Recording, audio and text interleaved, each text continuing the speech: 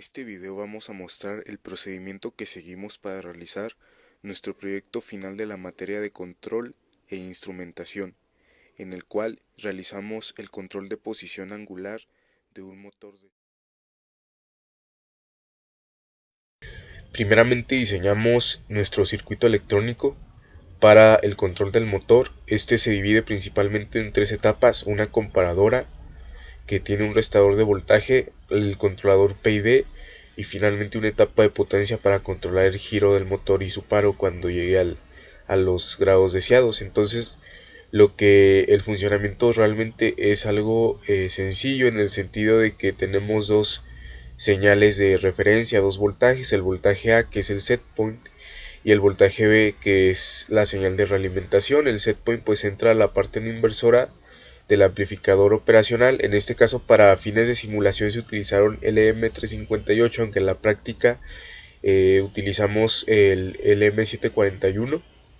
Bueno, entonces entran ambos voltajes y se hace una resta para obtener así un voltaje de error. Aquí, por ejemplo, se puede observar que yo tengo ambas señales en 5 volts, entonces puedo obtener un error de 0.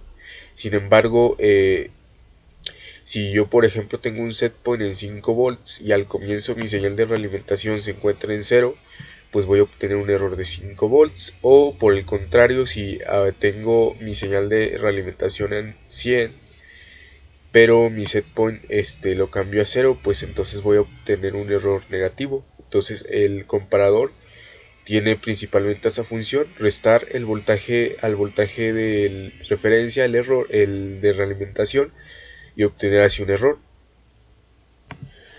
Bueno, posteriormente pues ya es la etapa del controlador PID, en el cual pues se encuentran sus tres partes fundamentales: la parte proporcional, la parte integral y la parte derivativa. Y los tres voltajes que se obtienen entran a un sumador que ya nos da la salida final del controlador PID. Entonces el funcionamiento que va a tener nuestro circuito es relativamente fácil de entender, ya que si se tienen dos señales de referencia iguales, tanto del set point como de realimentación, pues al tener un error de 0 el motor va a dejar de girar, lo que va a ocasionar que se detenga pues en la posición deseada. Sin embargo, si por ejemplo yo tengo un set point, digamos en lo cambio, como mi señal de realimentación ya genera un error, se va a producir un voltaje que va a amplificarse, va a hacer que el motor gire, y en determinado momento, cuando logre llegar al set point, se va a detener. Y por el contrario, si ahora cambio de sentido la posición con el set point, el motor girará al otro lado, o sea, se va a invertir el giro de manera que también se logre posicionar y se detenga. De igual manera, sabemos que parte fundamental son las perturbaciones. Entonces aquí mismo incluimos dos pequeños interruptores que van a hacer que el motor se pueda perturbar y así demostrar que se puede controlar de forma automática. Por ejemplo, aquí está detenido porque alcanzó la posición del set point. Entonces lo que yo hago es meter una perturbación que va a hacer que gire. En este caso giró hacia la izquierda. Eso quiere decir que la señal de realimentación va a aumentar, pero al haberse producido entonces un error, va a girar ahora hacia el otro sentido para volver a estabilizarse y que el motor se controle o esté funcionando correctamente, lo que viene siendo el PID. Pues en general nuestro circuito funciona con una fuente dual, y la etapa de potencia requiere únicamente de dos transistores, un PNP y un NPN. Nosotros utilizamos el TIT41, TIT42, y en el caso del motor utilizamos un motorreductor de 9 volts que tiene bastante fuerza de torque, pero a la vez tiene un giro controlado, entonces nos fue de utilidad. Esto sería todo en cuanto al diseño del circuito. Posteriormente definimos la forma de obtener la señal de setpoint y la señal de feedback de nuestro sistema de control para poder obtener así la señal del error. Para ello utilizamos Arduino, ya que al tener una capacidad de 10 bits nos permite realizar lecturas analógicas de hasta 1023 valores, y también podemos realizar escrituras analógicas para obtener así voltajes de salida positivos del Arduino. El procedimiento que seguimos fue sencillo: utilizamos dos pines analógicos para realizar las lecturas y dos pines digitales para realizar las escrituras analógicas de los voltajes en el Arduino, que también en este caso se conocen como pines PWM. En un comienzo se realizan las lecturas analógicas tanto del sensor del setpoint, que en este caso utilizamos un sensor de rotación angular, como del sensor de la salida del sistema de control, en el cual utilizamos un potenciómetro acoplado mecánicamente al motor. Estas dos lecturas analógicas se dividen entre 4.011 para obtener así una salida y una salida 2, y entre 51 para obtener un voltaje y un voltaje 2, es decir, valores que vayan de 0 a 5. La señal de error es entonces la que se obtiene del voltaje del setpoint menos el voltaje de feedback, y este error pues puede variar de menos 5 volts a 5 volts. Sin embargo, en las escrituras analógicas del Arduino para las salidas PWM debemos considerar las dos salidas positivas de voltaje, ya que el error en ocasiones puede ser negativo, y si intentáramos hacer una escritura analógica directamente de esa variable, no funcionaría si el error que se obtuviera del sistema fuera negativo. Entonces, ya teniendo estas dos escrituras analógicas, ya se introducen en la primera etapa de nuestro controlador PID para realizar la resta de voltajes, y ahora sí obtener ya el voltaje final del error, que es el que se introducirá a la etapa proporcional, integral y derivativa del PID. El resto del código es simplemente para mostrar en una pantalla LCD el error, que sabemos que entre más se acerque a la posición de setpoint debe de ser 0, y de igual manera para mostrar la posición angular, en la cual simplemente multiplicamos el voltaje 2, es decir, el voltaje que nos está arrojando el sensor en el acople mecánico, por 60, para obtener así una escala de 0 hasta 300 grados, que es lo que gira nuestro potenciómetro.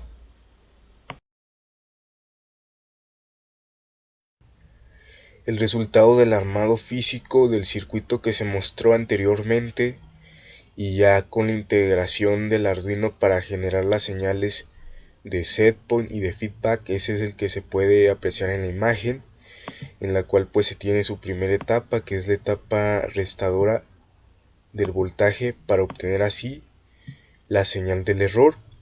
Posteriormente tenemos la etapa proporcional, luego se tiene la etapa integral, y finalmente se tiene la etapa derivativa. De estas tres etapas se envían las señales de salida a un sumador inversor nuevamente, para obtener así finalmente la señal de salida en el PID, que es precisamente la que se envía hacia la etapa de potencia en el circuito, que es en la que se encuentran conectados los dos transistores. Y una vez que se manda esta señal a la etapa de potencia y se obtiene ya un voltaje positivo o negativo, se va a encontrar finalmente la conexión al motor, que es la que va a realizar ya el control de giro del mismo, de paro, y por ende la posición angular de este. Aquí estas ganancias que se tienen tanto para la parte proporcional, integral y la parte derivativa se pueden modificar con los potenciómetros que se añadieron en el circuito. y este potenciómetro que se encuentra en un comienzo es la señal de feedback que se acopló mecánicamente después al motor. De igual manera, del Arduino pues salen los dos voltajes que van a la primera etapa del circuito. Para este proyecto se realizó un cajón en madera MDF de 9 milímetros. Este contendrá todas las partes de nuestro sistema. Una de las partes son los reguladores o potenciómetros de nuestro circuito PID. Aquí están, como también una pantalla LCD que estará arrojando la información y nuestro regulador del set point. Todo esta es la parte de los controles. Es una ceja que está un poco salida de la estructura de la caja. En la parte superior vemos una estructura en L que es un apoyo. Este está sujeto a un acople de un motor, es un acople de aluminio que a su vez está fijo a un potenciómetro. Este potenciómetro es el que arroja la lectura del error. La caja se adornó con motivos y logos de la carrera de Ingeniería Mecatrónica del Tecnológico de Los Llanos. Y dentro del cajón se encontrará el circuito PID, además de todos los cables de que lo componen. Y dentro estará también un motorreductor de 9 volts. Este es el que mueve la aguja, por eso utilizamos este acople de aluminio que está aquí. Como ya dije, es un cajón de madera, el grosor es 9 milímetros y para el ensamble tenemos unas bisagras y se utilizaron pijas multiusos de 3/4 de pulgada para hacer orificios y demás. Utilizamos talos, columnas, brocas para poder insertar todos los elementos dentro y sobre el cajón. Una vez armado el circuito que se mostró anteriormente, así como la construcción física de la planta, se realizó algunas pruebas preliminares como se puede apreciar en el video donde se estuvo manipulando el setpoint y se pudo observar que efectivamente la posición del motor se controlaba de forma exitosa, tanto en sentido horario como antihorario, y se realizaba la corrección de forma adecuada en el controlador PID. En estas pruebas aún no se consideró hacer uso de las perturbaciones. Bien, para la obtención de nuestra función de transferencia, nosotros decidimos utilizar el software llamado LabVIEW, en el cual creamos un pequeño programa en el bloque de diagramas de LabVIEW para poder nosotros realizar una recolección de datos en un archivo Excel. A su mano izquierda pues pueden encontrar lo que es el front-end de lo que es este pequeño código, y en lo que nos centraremos es en esta parte, en lo del back-end, en donde pues mediante la utilización de un while loop, que es esta pequeña línea gris que pueden apreciar, realizaremos la medición y registro de nuestros datos mediante un cierto tiempo. En este caso, la velocidad de medición pues es de 1 milisegundo, que serían 0.1 segundos. La estructura pues es fácil.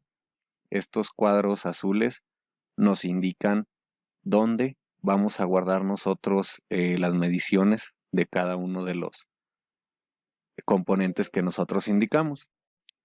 Pues nos aparece aquí lo que es el directorio en donde tenemos alojado nuestro documento Excel, tal y como se indica aquí. Y aquí pues nos pregunta que el valor del tiempo, ¿cómo se representará? En este caso pues nosotros hemos elegido una columna por canal y utilizaremos lo que son 2 canales. En este caso, pues nosotros ya hemos realizado las pruebas correspondientes y pues como se puede ver aquí en el archivo de Excel, tenemos el tiempo en milisegundos que transcurre hasta los 15 segundos, que en total pues serían 1500 casillas, como podemos observar aquí al final del documento. Entonces, pues se va censando cada milisegundo el voltaje de nuestro set point y la salida que éste nos ofrece. Ahora, para la realización de lo que fue la función de transferencia, nosotros utilizamos lo que fue el software MATLAB, en el cual pues simplemente, como en cualquier código de MATLAB, comenzamos limpiando toda la consola para poder después despejar lo que es el apartado de comandos, y pues aquí nosotros definimos qué es lo que vamos a hacer. En este caso pues S, que será nuestra salida, como podemos ver aquí en el Excel, y V, que será pues nuestra entrada, perdón.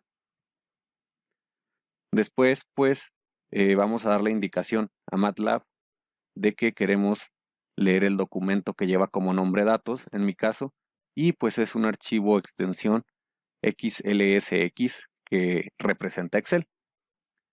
Seguido a esto pues vamos a seleccionar las casillas a las que se le dará lectura, que en este caso pues componen desde lo que es la casilla C3, como se puede observar, en la cual pues es la salida, y indicamos en dónde terminará la lectura de datos, o mejor dicho la importación, que sería en C1502. Si volvemos a nuestro archivo de Excel y le damos hasta abajo, pues podemos ver que los datos terminan su conteo en la casilla 1502. Repetiremos el mismo proceso para lo que es nuestro dato de entradas, que está representado por la letra V. Y después de esto, nosotros crearemos un pequeño arreglo de datos en el cual podremos obtener la función, la planta y el graficado de nuestra función de transferencia. Ahora en nuestra ventana de comandos digitaremos el código PyTurner, que nos abrirá esta pequeña ventana en la cual nosotros podemos crear lo que es nuestra planta yéndonos a estos apartados. Identificaremos nuestra planta, en este caso pues nosotros queremos que nuestra planta sea de Step Response, y es muy importante poner atención aquí. Aquí lo que nos solicita es los datos con los que nosotros queremos trabajar para realizar el gráfico que se pueda observar aquí.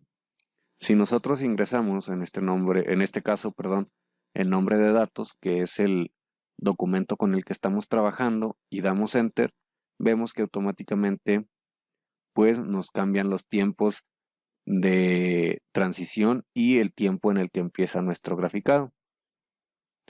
Ahora simplemente pues importaremos, y como podemos ver pues se nos genera lo que es la gráfica, en la cual nos dice que pues es una gráfica de un polo. Después pues podemos seguir moviendo aquí lo que son los tipos de graficado. En este caso podemos indicar que solamente queremos un integrador, o en dado caso pues el PID completo.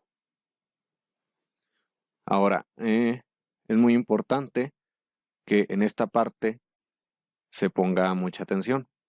Ahora, para obtener lo que es nuestra función de transferencia, nos iremos solamente aquí en Auto Estimate y vemos cómo se empieza a generar una función de transferencia mediante el cálculo de este software.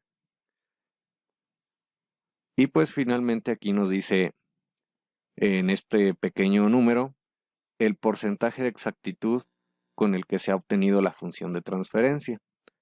En este caso, para este pequeño ejemplo, pues se ha obtenido una función de 82.18% de exactitud. Sin embargo, pues eso nosotros lo podemos cambiar mediante la edición de parámetros en esta pequeña pestaña. Ajustando los datos que mencionó mi compañero anteriormente, se puede obtener una función de transferencia lo más precisa y parecida posible a la respuesta temporal del sistema que obtuvimos según los datos recabados por Simulink, la cual fue de tercer orden y se acopla en un 92% de exactitud a el comportamiento de nuestro sistema. Bueno, pues a continuación vamos a mostrar algunas pruebas que realizamos de nuestro sistema de control.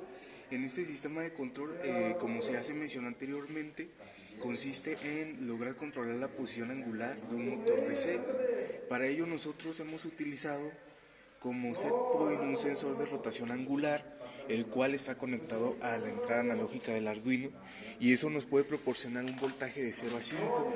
De igual manera, el sensor que nos proporciona la realimentación del sistema es un potenciómetro, el cual está conectado mecánicamente al giro del motor. Este potenciómetro de igual forma está conectado a una entrada analógica en Arduino, y de esta manera nosotros podemos ya obtener tanto nuestra señal de entrada como nuestra señal de salida, y mediante una resta algebraica obtenemos la señal del error que se muestra en esta pantalla y que es la que entra al PID, ya sea para su amplificación, ya sea de voltaje positivo o negativo. Por esta otra parte tenemos los controles proporcional, integral y derivativo para nuestro controlador PID. De esta manera tenemos las entradas de alimentación, tierra, positivo y negativo, y tenemos también dos señales de perturbación, una para que el motor gire en un sentido horario y otra para que gire en un sentido antihorario. A continuación vamos a probar. Bueno, aquí vamos a poner el set point más o menos a la mitad. Podemos ver cómo se posiciona y la pantallita nos muestra que se encuentra aproximadamente a 168 grados y podemos ver que eso es cierto. Ahora, si nosotros aplicamos una perturbación, podemos ver cómo el controlador hace su trabajo y regresa a la posición, ya sea una perturbación negativa o una perturbación positiva, y así podemos nosotros ir controlando la posición angular con el set point.